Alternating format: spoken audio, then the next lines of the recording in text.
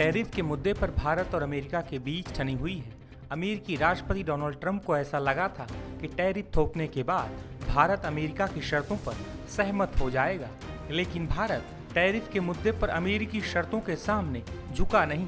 भारत पर अब तक 50% टैरिफ अमेरिका की ओर से थोपा जा चुका है।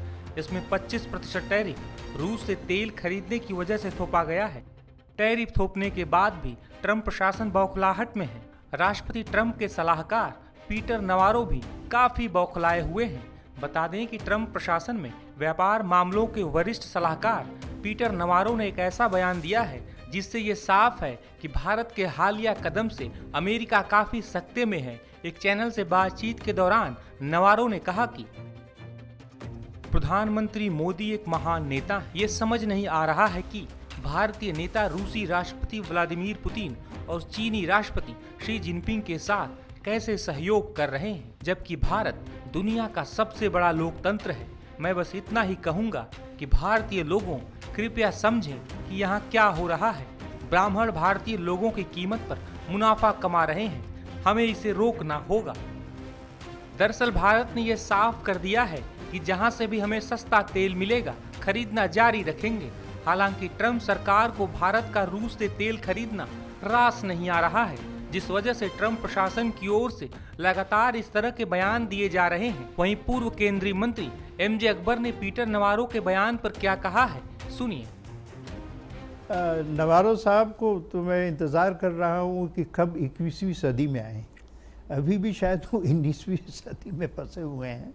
लेकिन अगर उनका मतलब अगर था कि कोई अमीर लोग इसका फ़ायदा उठा रहे हैं, तो स्वाभाविक है कि हर मुल्क में, अमेरिका में तो सबसे ज़्यादा, हर मुल्क में जो इंडस्ट्री या इकोनॉमी या मैन्युफैक्चर या बिजनेस को ओन करता है वो एक छोटा ग्रुप होता है, वो एलिटिस्ट होता है। तो अगर तो ब्राह्मण किसको बोल रहे हैं? वो ब्राह्मण उनको बोल रहे हैं जो इकोनॉमिक टीयर्स में सबसे ऊपर हो।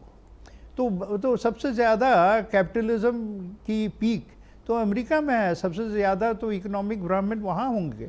लेकिन मुझे ये लगता है कि उनको अभी के देश की, अभी की भारत के बारे में बिल्कुल कोई जानकारी नहीं है।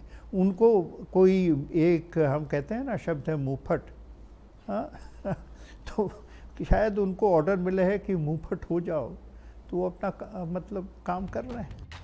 प्रधानमंत्री की आर्थिक सलाहकार परिषद के सदस्य और जाने माने अर्थशास्त्री संजीव सान्याल ने भी पीटर नवारो के इस बयान को गलत ठहराया है।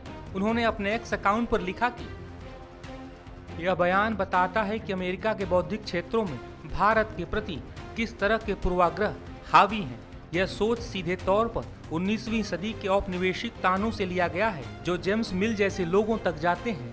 एडवर्ड सईद का प्राच्यवाद वाला तर्क शायद भारत के लिए मध्य पूर्व पर उनके मूल सिद्धांत से ज्यादा सही है। पीटर नवारो के इस बयान के बाद उनकी जमकर आलोचना हो रही है। इससे पहले भी नवारो ने एक इंटरव्यू में रूस यूक्रेन जंग का जिक्र कर कहा था कि भारत रूस से सस्ता तेल खरीदकर उसे रिफाइन करता है और ऊंची कीमत पर बेचता है। इससे रूस को जंग के लिए पैसा मिलता है और वो यूक्रेन पर हमला करता है। वहीं एससीओ समिट की वजह से भी पीटर नवारो और ज्यादा बौखला गए हैं।